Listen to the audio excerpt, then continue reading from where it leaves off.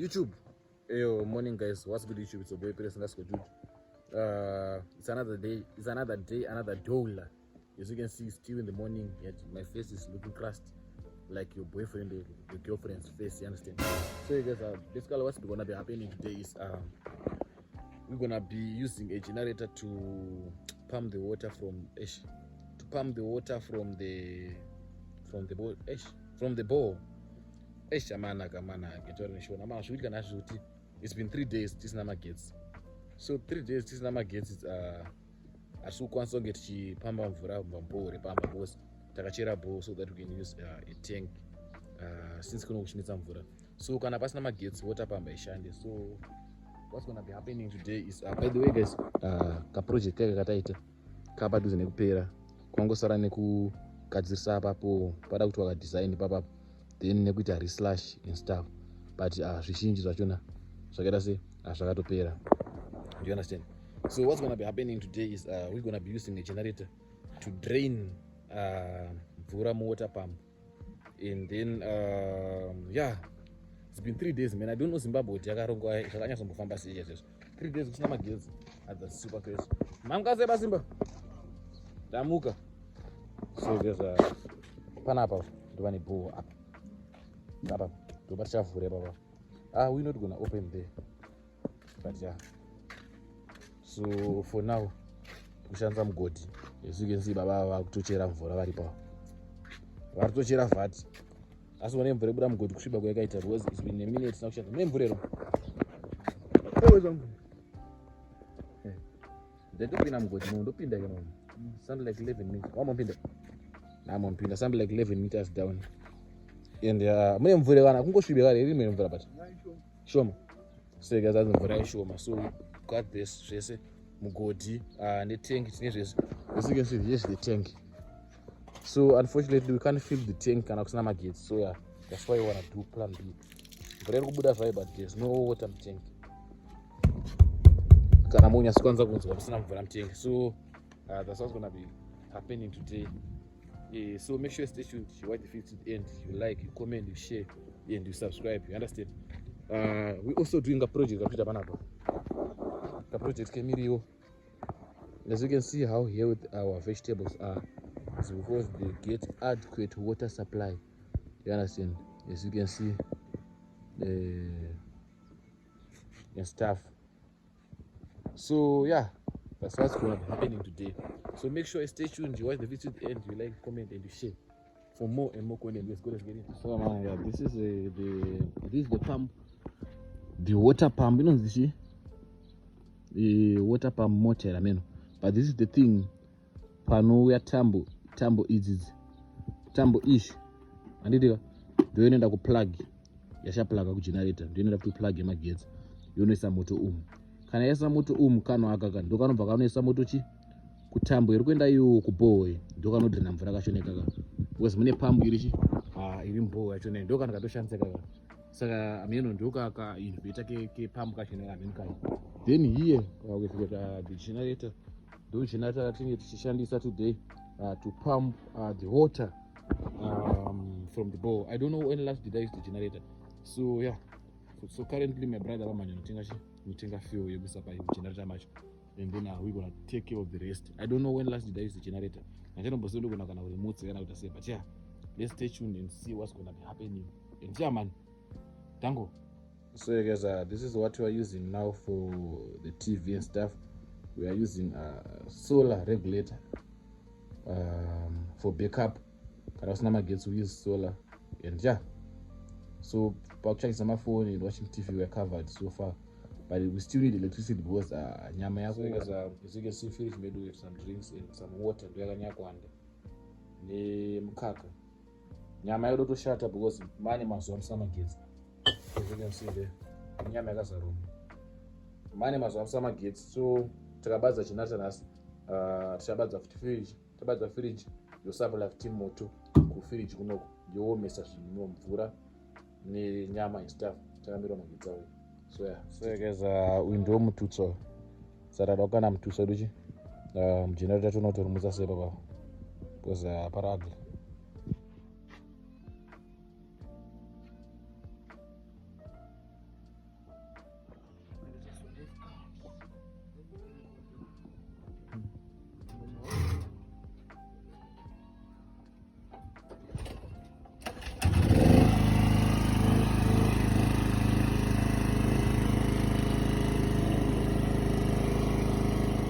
Guys, life in Zima 1. 3 days, no electricity. So now Rabat is Batengue. I think you can hear it. I think Mugu is going for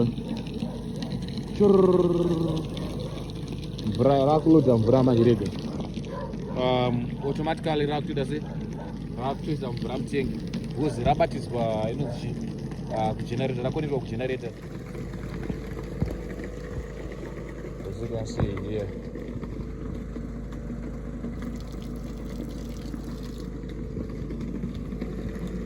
So mvura yakutopinda mutengi zvesva noiziva mukutonzwa imvura yakuchuruka ichipinda mutengi so inenge ichibva pasi with this pipe ndoiri kuibvisa pasi chinopinda mudenga umo. So this pipe bowl rachona riri panapa ndo pane bowl ipapa pakaiswa madhina pangovharwa nechirata papaiswa bowl ipapa and ya magetsi achona akaetwa nepasi papa inonzi tambo yachina akachererwa nepasi ichinopinda mumba mainopulagomo kuti rise riunze mvura. So ndokwarapulagwa kune generator ikoko. So guys, I would advise you kuti muise solar system mumba kwenyu kana mamusari maisa mukurasirwa nezvakawanda singaite. And yeah, kuita solar kunenge kudada. Hey, not solar system man. Inonzi zvematengi zvimani pump system amenoshi, but whatever system that can help you put it kumba kwenyu. You understand?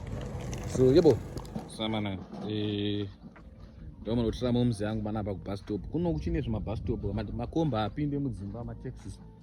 So mumuzi yangu yanga yamukira kunonzi kuwadlove notiramo pano wangu chikoro and takunatambira nemabags achona mina nemabags akanatambira but takunatora panonzi pabus stop pachona and then yeah out here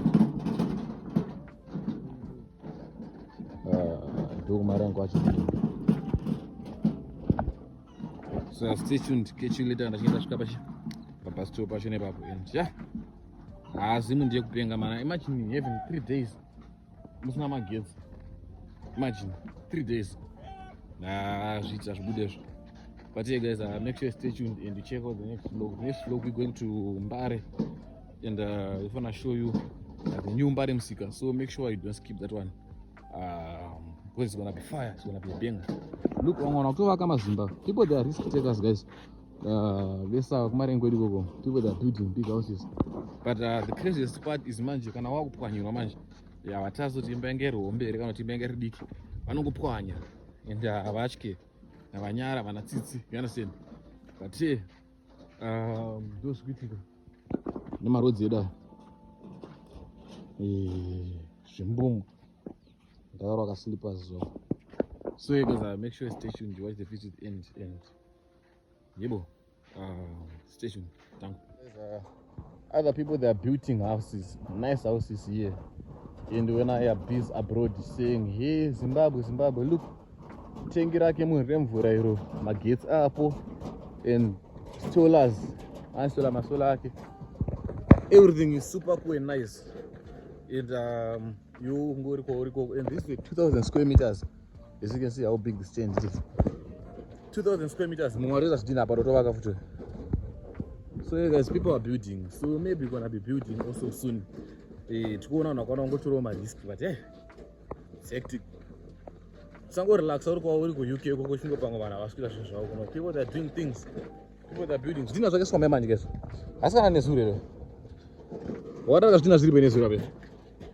eh? Yes, so guys, people that are doing things here.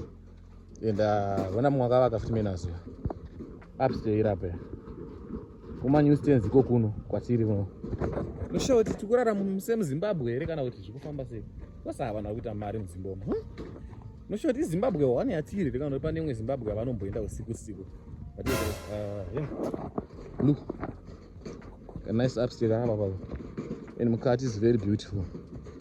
Papa ndo panogara anonzi Mashamombe MP uya kana muchimuziya ndo pamba pake papa. Yeah, people that are doing things, bro. You won't go abroad, you go doing nothing. You can see. No, sasa tunanisika.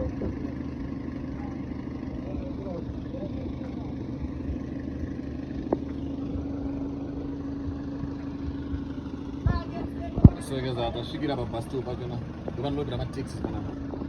Pandikarenga kachona kamutooneka kaka. Nemisika. Nemutyairi webhara ari apa yava. Wakula down. So guys, atamira mchembera china tokuzera na yasvika maizo. Sema ndotobvontinga kaita kwange dhomba. Asana isa wifi. Wifi nyadzo chazosifambira kana ndaita move out. You understand? So idola chantingera mabundles and state WhatsApp. Data rapera.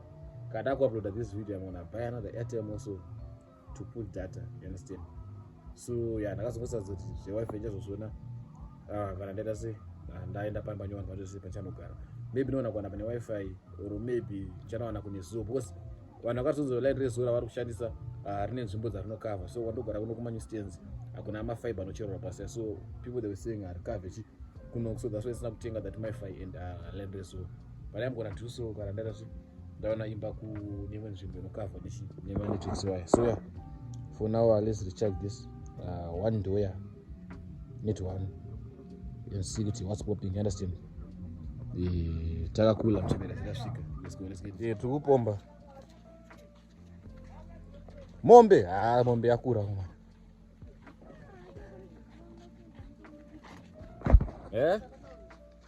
Antu angaita sei? Anda amusekesa nchimuti mombe. Hausi mombe. Uri chi? Mpana. Wa grade 6. Wabomba no. Waita number. Ko ndo seta number 1. Ipapo baita sei ndo seta number 1. So ngoshitamba ke. Ngoshitamba. So wati grade. Yo ndo aiti kana chibva boarding moti matigira chiyo. Woya ni. Wega uchinezera bayira mabiscuits kana chi mune imbegu mwani chekuchi. Mune masqueeze nemabiscuits. Saka tatoenjoy kezo. Kumazepe. Mazepe achona sio sina kuyana. Ndida kuyana.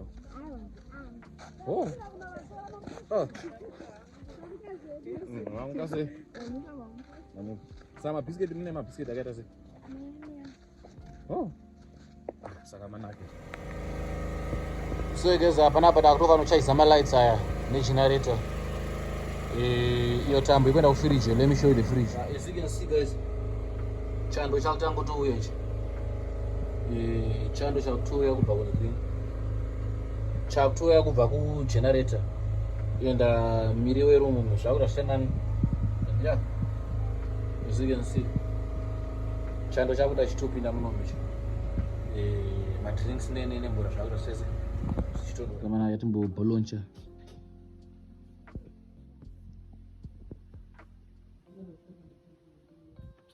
So guys, we found drinks and preparations. Roba kumbides man. Tena kumbari kunoshuta video. Don't see. Pane video rakupai. The nyumba remsika. So please make sure you check it out. And yeah. Catch you later on the attack Buddha. So stay tuned. Esa mwapeze. Unosare. Sara. Ndakuimba kuti. Uya anonzi mombo. Mombe my sister. Iwe dzokape. Dzoka mombe. Alright, unonzani? Ndozi Precious. Precious ani? Precious Chimakaro ekupi? Mandarweni. Ngori boarding. Kuchikoro kwenye unonzi kuti? Ngafuira ke wetana man. Number 4. Muranga ni class. What are the note number 1? Ko what are you? Ko what are the note number 2? Second term. Tinayo mombe bana pa yafuire. Mombe. Why ni ebda madziwa? Why? Muna grade 6 obda madziwa. Ko musoro tengwe benzo deso. Saina ichichocho. Inonzi saina aswere saina. Maiwe. Anzi ndine saina. Inonzi saina asmndara. Kuite saina. Esa makageza ngorugeza tractor nosara. Ndotokudzi. Yeah, so stitch. Oya mana. Ish, kune zuwa. Madia mana takumbopindira mbilezi. Timbonoshuta video. Nosget. Yo, kuno kupisa mana. Amana. Please make sure you check out this video. Ronzi the Nyumba Remsika vlog, the Nyumba Remsika tour. We're gonna be showing you the Nyumba Remsika. Yeah, I don't know if you can see me because participant is side do go, but yeah, let's just hope you're seeing me. So yeah guys, thank you for watching the vlog to the end. Please make sure you like, you comment, you share and you subscribe to my YouTube channel for more and more content. I'm here with my cameraman. Oh yeah, I will go on a rebo. The guys go so camera. But I was anyways amana. Iti munoona kuti zvinopera sei. Timonoona kuti tokupai content ipi. Content go on. You understand? So yes man. Make sure you stay tuned. You like, you comment, you share, you subscribe. Let's go, let's get it. Django. Hey yo, what's good YouTube? This is the boy Peter Sadasco. Welcome back to my YouTube channel. If it's the first time here, make sure you like, comment, you share, and subscribe. So what's gonna be happening today is we're going to Mbare Musika, the Nyumba Remsika. And we're gonna show you the Nyumba Remsika on this video. So make sure you like, you comment, you share, and you subscribe for more and more content, guys. So now we're gonna get a taxi, and then we're going to the new Mbare Musika. So we're gonna give you the photo and we're gonna show you everything. So make sure you stay tuned. You like, comment, share. Let's go into it. And behind there is my tall cameraman, tripod stand. Both this one is taller than everyone. So yeah guys, Tamira kombi because data mira pa makombi papa not any system say yeku renga vanononoka maize. So tikafanofamba at least akazomire kumberi. So yeah, make sure you stay tuned. You watch the video to the end. And you like, comment, you share, and you subscribe. Let's go, let's get into it. Tango.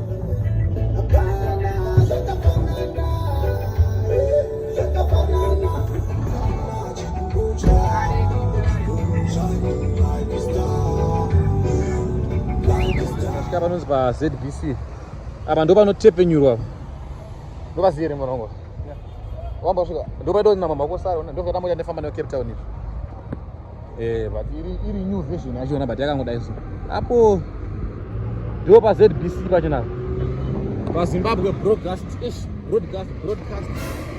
corporation apa ZBC. So kana ukarasika ukaya kumbari kuno kwakarasika unongoya paZBC papa kuti ndinoda kutsvaga kwamai makara ndipo unoende papa paZBC. So guys, tasvika takufamba kuenda pambelesi pachona manje, and we're gonna keep on giving you my updates. So make sure you stay tuned and you watch this to the end. So my director wataitwa isusu tangonzi paseri pe station yoyi. So we're not sure kuti how far through is it, but yeah, I will show you and let you know which number six. When karoti kana kakagadzirwa. Karoti kana kakese wangombori mapoto kakudaro. Aka kana ka kunobata pane inoziya paZBC yaro. Angari mapoto zvekudaro. But it seems like kagadzirwa. I think karoti kana pana paisi. Kagadzirwa manje sasa zvana. Yes. Ndo odimbilezi wazvenane ndomu odimbilezi kuti kana kuti zvakamira sei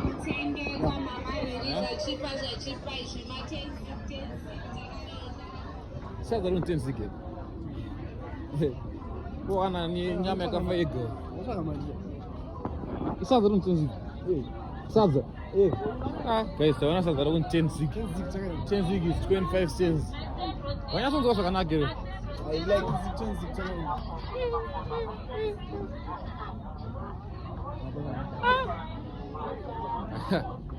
Zvandaona. Waona zvandaona. Waona zvandaona. Wazviona. Waimbotadza kuzviona izvozvo. So guys, timbelezi. Timuno. Mbare. Yeah, stay tuned. Shimarodzi zvembile zino. Zvakangodaro. Ndiko kwatiri kubaya here ko.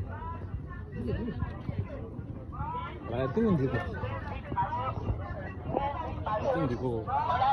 Nezvapana zvimabhodha zvezviri muno munhasi. Zvichizvazvo zvimabonaki. Zvapana zvimabhodha nezvakazara muno munhasi.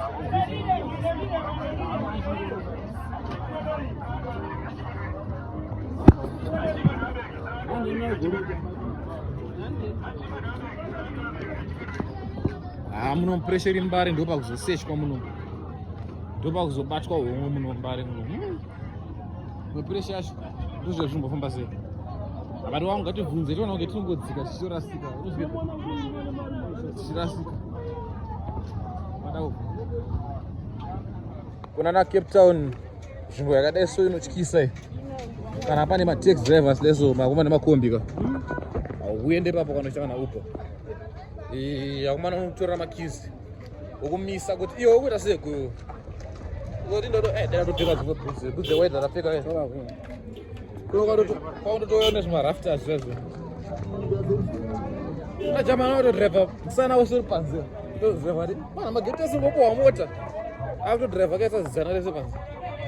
Kana zviriko, I guess. Saka tangodirect nomumwe munhu. Ameno kama kangoti nyamira.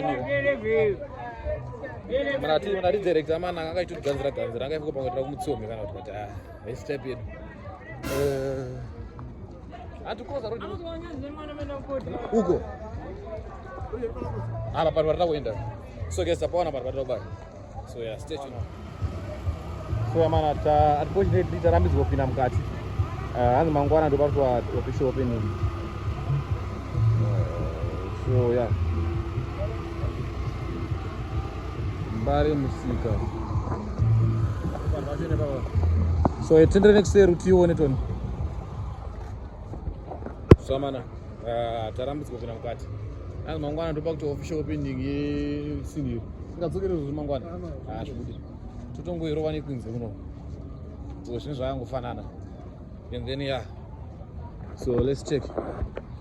This is how it looks from the behind. This is behind or from the back? Okay. But yanaka though. Mukati mungori plain kombo. No need yekuya mangwana zanzi official opening. So ma tables zanzi avhurwa mukati mamano. Ndo zvapaita. Ameno yakatsva chine rupi yakaseruka. Amana asikuziva kuti yakatsva china the old one achine rupi but takaiona we will show you. But even so currently those are looking at Chapanza. So in my entrances it's looking like a mall. Entrance number 2, one Irukoko 2, and this is entrance number 3, and that one's entrance number 4 Uko. As you can see, this is the new Mbari Musika. Dome change muchirongedzwa matables imomo. Mangwana they're gonna be doing an official opening at the new Mbari Musika. So if you wanna get a table or something, make sure Mangwana. Ketimboona takwanisa kupindira. Pane pari kupinza pinda ndika. Ai paka faro. Kune magadzi awa mana apasovhunza kupinda. But yeah, that's the new Mbari Musika motora.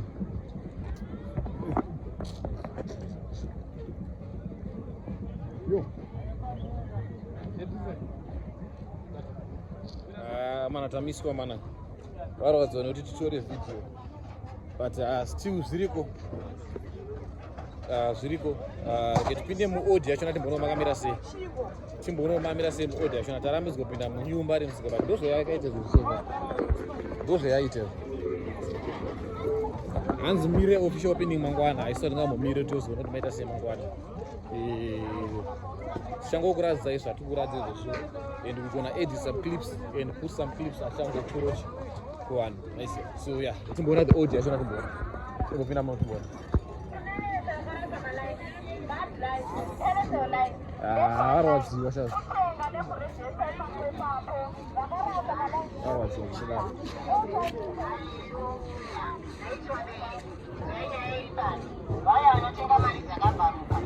So you know the old right? Amana, umuntu womu old amana yakanyanya. Saka ngetimbopinda timboona ndezvinhu zviri kutengeswa zvakamira sei, and we're gonna be showing you everything. Then about the nyumba remusika, I'm gonna put some clips so that you guys can see. Understand? So yeah, let's get this. So you guys, unfortunately, I don't know kwanza kuradza mukati me the nyumba remusika, but this is how it's looking like. You understand? So I'm gonna be joining this vlog. Spend a day with me. I don't spend a day in up. I can't make them two vlogs, but because I'm got my dick. But yeah, guys. Anyways, so I like to pera. Get disappointed, but yeah, it looks like this progress is going on here. We're in Barimsika, and I mean, my roads are just sorted and stuff, but yeah, so far the progress take up no. And we're gonna be showing you our day as it goes. I mean, and Pero so make sure you just stay tuned and you watch the video. And you know, what's up? And you go. When I don't tease you, one up, and I back to.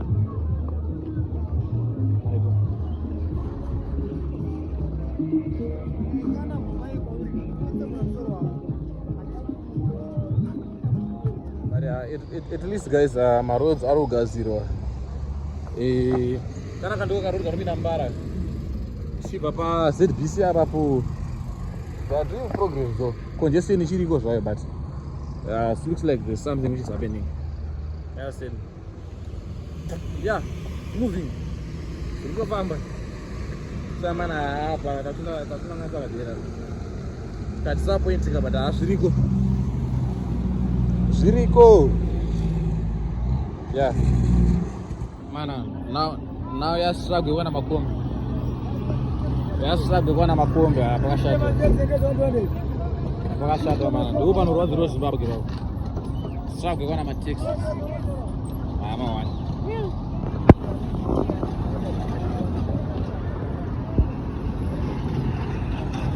Makombe anonetsa zvawo kuno ndatenda.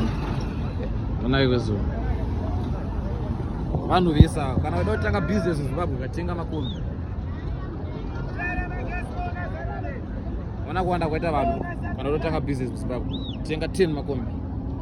Please must post.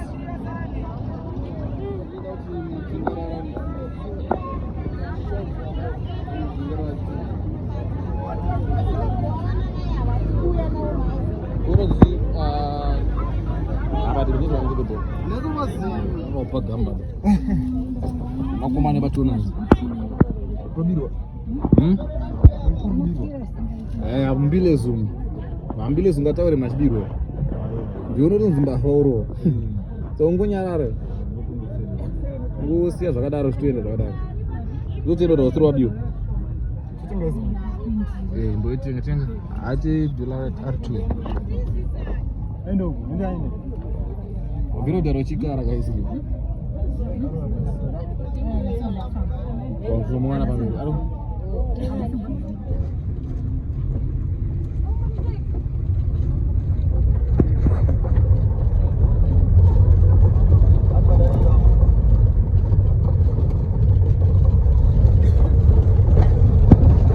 tasvika taburuka kombi mandoba bus stop ida panonzi pana Rosemary. Saka ya takuokera enda pa10 takufamba enda pa10 chidhe chacho nhasi achazongospoilika zvekudaro yandasini Rose nyazoita things didn't go as planned. Saka takuenda kumbari kwakwa tatazopinda mukati takutodzokera kumba. As you can see takufamba pretty distance takuzokera kumba. So stay tuned. If we have more to show you, we're gonna keep on showing you, but zvaizvezvo saka takwezvo sakula down. Anyways, stay tuned. Let's go. So guys, tapindira big new stands wedu ranga reactive day today. Unfortunately zvadafambira zvadase zvakubatana maiziya, but anyways guys, patongo kunangasa padeno. Anyways, thank you for watching the video to the end. Please make sure you like, comment, share and you subscribe to my YouTube channel for more and more content. Aba basina kuendenda ndamada kuti ndimire ndite patience. Ndoswano nokuradza itiu manheru sapa wacho but I'm tired. So ndakudze magesa 3 days asina kuya, so I want to charge my phone and edit this video and relax. So make sure you stay tuned. Wait for another vlog, big vlog coming and just stay tuned, man. Thank you for watching to the end. Please like, comment, share, and subscribe to my YouTube channel. We out here back in the hood. Oh, back in the hood. Django.